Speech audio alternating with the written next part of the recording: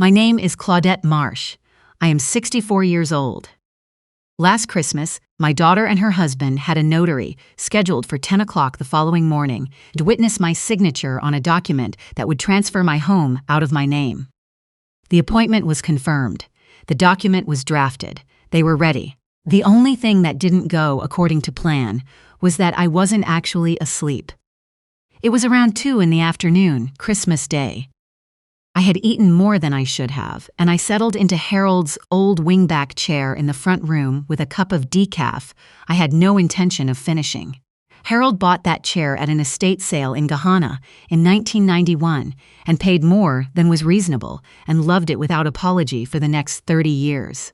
The left armrest has gone smooth, where his elbow wore through the fabric. I sit in it on Sunday afternoons, and sometimes I forget, just for a second, that he isn't in the next room. He died in April of 2022 after 14 months of a disease that took him in stages. I have cooked Thanksgiving and Christmas alone since then, and I do both right. I closed my eyes. I let my breathing settle. I was not asleep. 49 days later, in a conference room at Meridian Financial in downtown Columbus, with 7 people seated around a glass-top table, my son-in-law learned what a retired estate planning attorney keeps in a fireproof filing cabinet. That is where this story ends. Here is where it begins. Welcome back to Strong Mom Stories. I will tell you exactly what happened, in the order it happened, and I won't leave anything out. If any of this sounds like your family, drop a comment and subscribe before we go any further. There were 9 of us in the house on Christmas Day. My daughter Denise drove over from Westerville with her husband Todd and their 2 kids. Drew, who is 19 and studying civil engineering at Ohio State, and Sadie, who just turned 15 and has her grandfather's habit of reading in whatever room everyone else is trying to have a conversation. My son Ray called from Portland at noon and sang badly and promised he'd visit in February. He will not. My neighbor Greta came for dinner because she lost her husband in September, and I was not going to let her sit alone on Christmas Day. Denise cooked the sides. She is 41 and a better cook than she thinks she is, with her father's wide hands and her father's habit of working without measuring anything. Todd carved the roast and made a ceremony of it, the way he does with things he believes he does well. Drew cleared the table before anyone asked.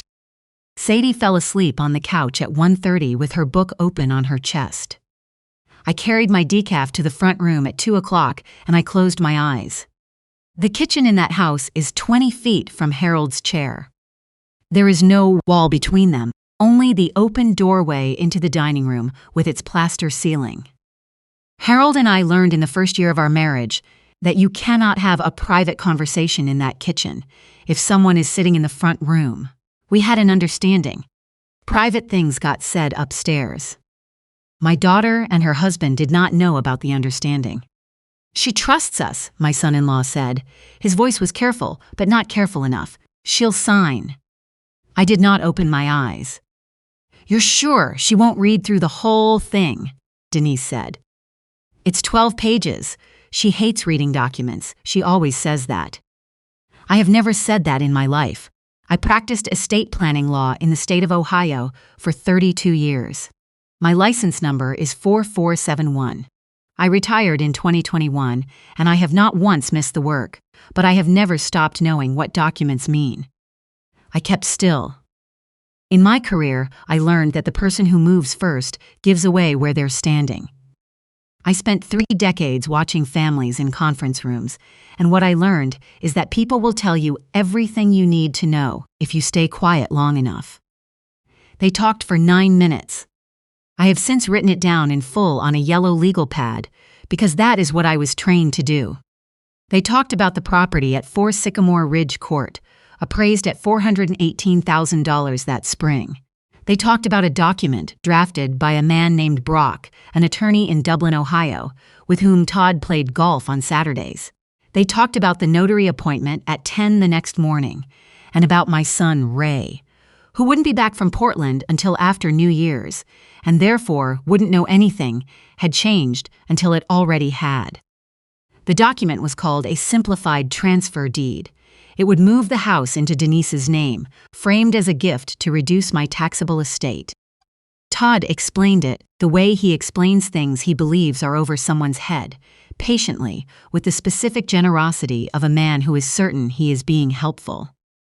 "She trusts us," he said a final time, just before I heard the creak of the third stair from the top, which meant Drew was coming down. "She's always trusted us." My grandson came through the front room and stopped near the chair. He looked at my face. He looked toward the kitchen. He looked back at my face again. He is 19 and he has his grandfather's quality of going completely still when something doesn't add up. I kept my breathing even, my mouth soft. He stood there for 3 seconds, then he walked on. That was exactly the right thing for a 19-year-old in the middle of something he only half understood. I opened my eyes at 3 o'clock and asked Denise if there was more coffee. There was. We sat at the kitchen table for an hour and talked about Drew's classes and Sadie's volleyball coach and a series Denise had been watching that she thought I might enjoy. It was a pleasant hour. I meant for it to be. They left at 6. Todd hugged me with the kind of hug that is really just a lean. Denise held on an extra moment. Greta left at 6:30. I washed the dishes by hand, and then I sat at the kitchen table with a yellow legal pad and wrote down everything I had heard, in order with the date and time at the top. 12:25 approx. 2 p.m. kitchen. Notary 10 a.m. 12:26. Brock Dublin. Simplified transfer deed. 12 pages. She trusts us, she'll sign. Not a diary, a record. I have kept records since I was 23, clerking for a judge in Franklin County. You write what you observed, where you were standing, and when. You do not write how you felt. How you felt is not evidence. I went to bed at 9:30 and I slept fine. In the morning, I had eggs and coffee and read for an hour, and at 9:50, I was sitting at the kitchen table in a clean blouse when the doorbell rang. 3 of them. Denise, Todd, and the notary. A young woman in a brown coat with a leather portfolio and the expression of someone who would rather be anywhere else. I put out cups. I have never let anyone into this house without offering them something. That is not weakness. That is the last thing my mother taught me. Todd set the folder on the table and slid it toward me. He was warm in the deliberate way he gets when he's trying to close something. "Just to protect you from probate costs down the line, Mom." Brock put it together carefully. "It's really just paperwork." I said I would read it. I read all 12 pages. On page 3, the conveyance language. On page 8, a full release of all claims related to the property going forward. On page 11, a clause granting Todd joint management authority for purposes of maintenance and capital decisions during my lifetime. That last clause was not about probate. That clause was about the ability to encumber the property as collateral. I know because I have written that clause and variations of it for 32 years. I closed the folder. I said no. Then I said the rest of it, because I did not want anyone in that room to claim later that I had left them without a path. I told them I was willing to sit down with my own attorney, include Ray in the conversation, and put together a proper estate plan on a timeline that made sense for everyone. I said any document would go to my former law partner Pauline before I read it. Todd asked who Pauline was. I told him she was the woman I had practiced with for 23 years. The notary never opened her portfolio. They left at 11:15. Denise didn't say goodbye. Now, before I tell you what was actually in that fireproof filing cabinet, I want to ask you something. Think of the one thing someone in your family uses with your permission. A piece of land, a parking spot, a camp road, a basement, a car. Now ask yourself whether you ever wrote down that it was permission and not a right. If you have not, write it this week. I will tell you why it matters in a moment. Stay with me. I called Pauline that afternoon and made an appointment. The following week, I brought the legal pad, the folder, and the 12-page document and laid everything on her conference table and let her read. Pauline still practices 2 days a week out of the same office on High Street where we work together. She reads the way she always has, methodically, without expression, until she finds the thing. Page 11 was the thing. He wanted management authority, she said. That's what I read. She took her glasses off and set them on the table. Claudette, is the property actually in your name? I told her it was not. I told her what I had done in November of 2020. Pauline looked at me for a moment. Then she laughed, one short sound with no warmth in it. They tried to transfer a property you have no authority to transfer. They didn't know that. No, she said. They never checked. Here is what I did in November of 2020, when Harold's oncologist used the word aggressive in the tone that word carries. I drove home. I spent a weekend doing what I had told other people's families to do for 32 years. I established an irrevocable trust. I named myself as trustee and my 2 children as equal remainder beneficiaries upon my death. I transferred the property at 4 Sycamore Ridge Court into the trust. I recorded the deed transfer at the Franklin County Recorder's Office on the 19th of November, 2020. Book 4T882, pages 204 through 211. Public record. Anyone who walks into that office can read it. I also drafted a durable power of attorney with an explicit clause excluding any authority over real property held in trust. The house had not been in my personal name for 4 years. There was nothing to transfer. Brock's 12-page document, had I signed it, would have been a legal nullity, an attempted conveyance by a person with no authority to convey anything. What I did not yet know was why Todd needed it so urgently and so quietly, without Ray's knowledge, with a notary at the door the day after Christmas. That part came from Drew. He drove down from Columbus on a Tuesday afternoon in the second week of January, unannounced, with a container of soup he said his mother had sent, and which I knew she had not. He sat at the kitchen table and drank his coffee, and we talked about his coursework for a while, and then he set down the mug and said what he had actually come to say. Dad has a project in trouble, he said. A storage facility off Morse Road. The construction financing is supposed to close in February. The lender flagged something about the collateral. I asked what collateral. He looked at the table. He told them he had an equity interest in the house, a joint family interest, something like that. I sat with that for a moment. Todd had represented to a commercial lender that he held an ownership stake in my property, an interest he did not possess, an interest he had been planning to create by getting my signature on December 26th, 32 days before the loan was set to close. I did not contact the lender. I did not call anyone in the family. I went back to Pauline, and she drafted a certified letter addressed to Denise and Todd at the Sycamore Ridge address. 3 paragraphs. It stated that the property was held in an irrevocable trust, that I was the sole trustee, that no other party held any current interest in the property, and that the recorded trust deed was available for review at the Franklin County Recorder's Office, Book 14C882. It invited them to consult their own counsel. The letter went out January 16th. Denise called me that evening. Her voice had the quality of someone who had finished crying and arrived somewhere harder. You could have just signed it. It was just paperwork. I told her the property wasn't mine to sign. I told her it hadn't been since 2020. She was quiet. Then she said something that told me she had been thinking about this for longer than the past 3 weeks. You've been sitting on this for 4 years, without saying a word. She was right about that. I will come back to it. I did estate planning, I said. The same thing I did for other people's families for 32 years. She hung up. 4 days later, Todd called and asked if we could settle things at a formal meeting. He named Meridian Financial downtown, where their advisor worked. He said Brock would attend, and a financial planner named Webb, and that he hoped we could find something workable in a professional setting. I said I would come. I told him I'd bring Pauline. There was a pause. Is that really necessary? I said yes. February 12th. 7 of us around a glass table in a conference room with a view of a parking garage. Pauline and me on one side, Todd, Denise, Brock and Webb on the other, and Drew at the end of the table, who had asked to come and whom his father had apparently decided it was better to include than to argue with.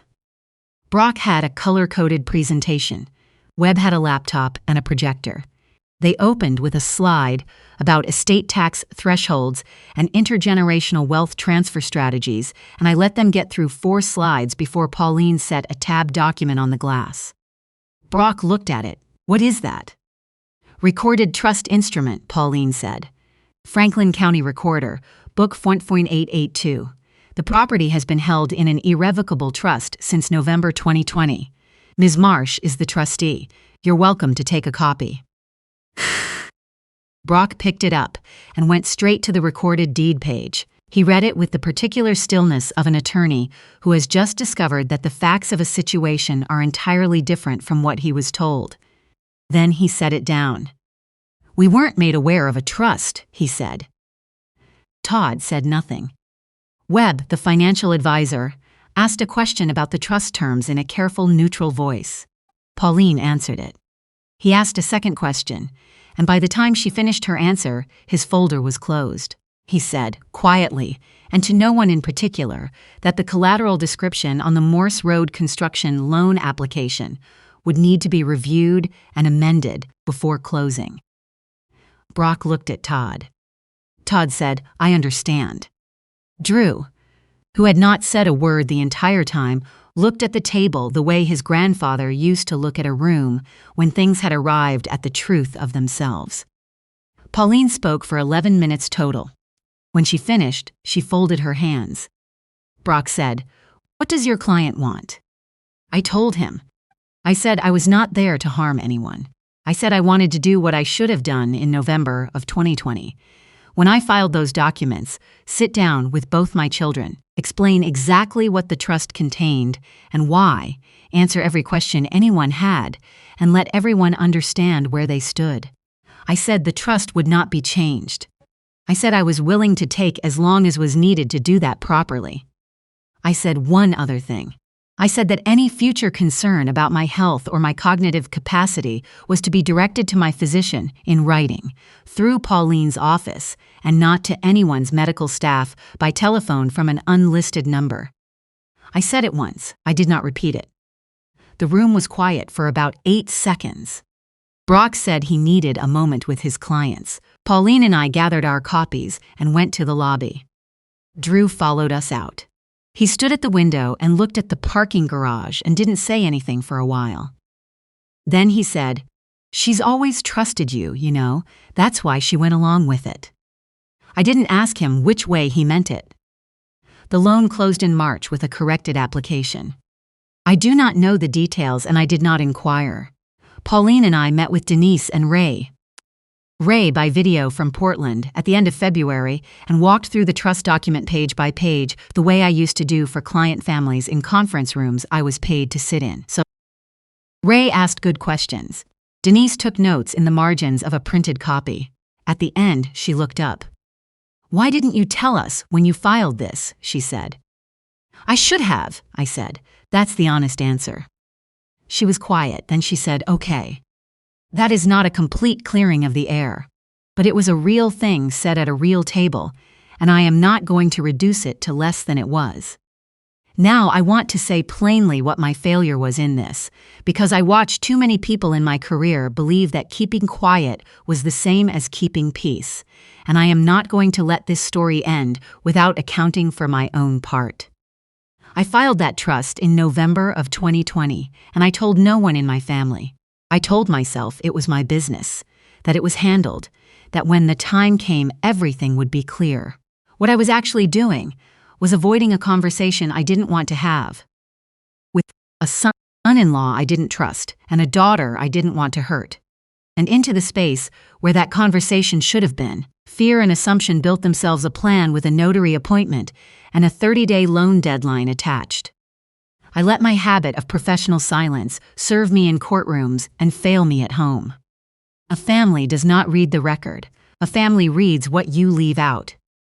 If I had sat down with both my children in November of 2020 and said, "Here is what I have done. Here is why. Here is where the documents live and what they mean for you. None of the rest of this would have happened. That is the part I own. Drew came by in April with a box of files from Harold's old desk in the basement. He sat at the kitchen table and sorted through them while I made coffee, and at the bottom of the box he found a yellow legal pad with Harold's handwriting on it. Notes from the day we made an offer on this house in 1989. The address, the price, the seller's name, and at the bottom in Harold's blocky print, "Good bones, good light, keep this one." Drew turned the pad over in his hands and held it for a long time. "Can I take this?" he asked. I told him no. I told him it stays with the house files. I told him that when the house comes to him one day, properly and legally, through documented channels the way things should come to people, the whole folder goes with it. Every deed, every instrument, the trust recorded in Book 4882, and a letter from me explaining every decision I made and the reason I made it. "A thing you put in writing is a thing you can keep," I said. He set the legal pad back in the box, squared the lid, didn't say anything, which is the most Harold thing anyone has done in this kitchen in 3 years. Denise has come for Sunday dinner 3 times since February. We don't discuss the document or the notary or the meeting at Meridian. We talk about Drew's senior year and Sadie's volleyball and a book Denise has been reading that she thinks I would find too slow. She is probably right. Todd has come twice. He is quieter now in a way that may become something useful. The house is still at 4 Sycamore Ridge Court. The trust is still recorded in Book 14882, pages 204 through 211. Harold's wingback chair is still in the front room where it has been since 1991. I sit in it on Sunday afternoons now, in the middle of the day, with coffee I actually intend to drink, and I keep my eyes open. The light comes in through the west window at the angle Harold always said was the best thing about the house. Better than the yard. Better than the bones. He was right about that. If anyone handed you a document this year and called it just a formality, just a cleanup, just paperwork, read the whole thing, read page 8, read page 11. Find wherever the release language lives and read it twice out loud. And if you have never put your own wishes in writing, not planned to, not talked about it, but actually done it, do it this week. Not when things get complicated. Now, while you still get to choose what that document says and who is in the room when it gets read. That is the whole of it. One trust deed filed in 2020, a chair I don't fall asleep in anymore, and a legal pad I have kept since I was 23.